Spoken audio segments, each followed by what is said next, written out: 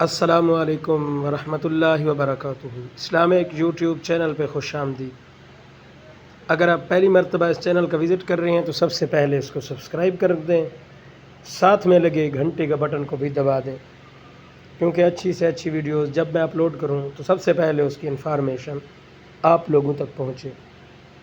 اسلامی سٹوریز ہوتی ہیں، ان کو شیئر کرنا، لائک کرنا، کمنٹ کرنا صدقہ جاریہ کے برابر ثواب ملتا ہے۔ تو چلیے آج کے موضوع کی طرف چلتے ہیں۔ آج کا جو موضوع ہے اس کا نام ہے عورت پاؤں کی جوتی ہے۔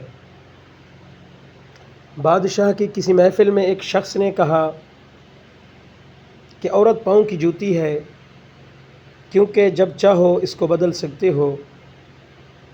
تو محفل میں ایک بزرگ بھی موجود تھے، لوگوں نے ان سے رائے مانگی اور بابا جی نے کہا اس شخص نے بالکل درست کہا ہے کہ عورت واقعی پاؤں کی جوتی ہی ہوتی ہے۔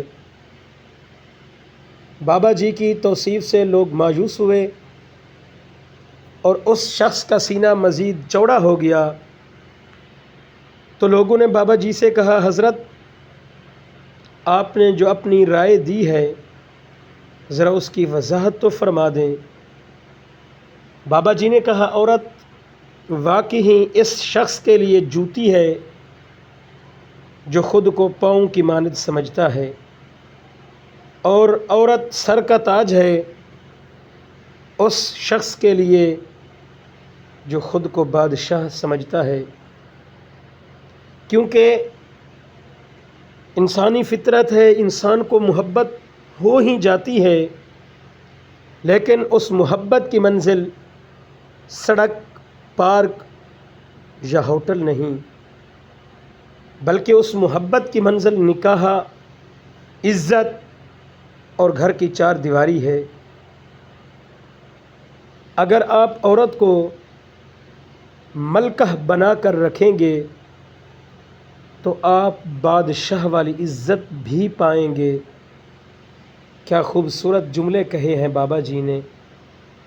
آج کے معاشرے کے مطابق جو لوگ کہتے ہیں کہ ہم کسی کی ماں، کسی کی بہن، کسی کی بیٹی سے محبت کرتے ہیں، پھر اس کو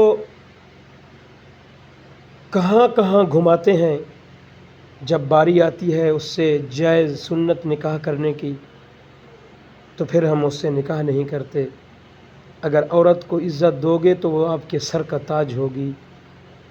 اگر آپ کو کسی سے محبت ہو بھی جائے تو جائز طریقے سے نکاح کر کے اپنی چار دیواری میں عزت کے ساتھ اس کو